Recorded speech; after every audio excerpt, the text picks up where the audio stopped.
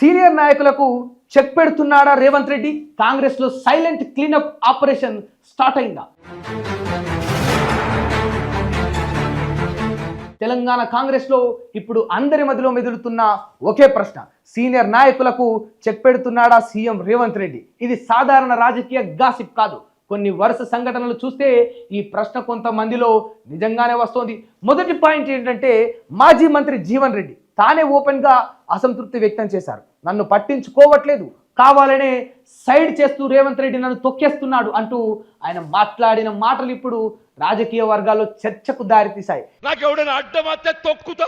ఎంతమంది తొక్కుతావా నువ్వు? ఈ తొక్కుడు కాదు, మన జగిత్యాల నియోజకవర్గం ఏదైతుందో అది ఏ శక్తి కూడా మమ్మల్ని అడ్డుకు ఆపలేదు చెప్పట్టు. నేను ఇక్కడే అసలైన డౌట్ మొదలైంది. ఒక సీనియర్ లీడర్ ఇంత ఓపెన్ గా మాట్లాడాల్సిన పరిస్థితి కాంగ్రెస్ లో ఎందుకు వచ్చింది? ఇది వ్యక్తిగత అసంతృప్తి మాత్రమేనా?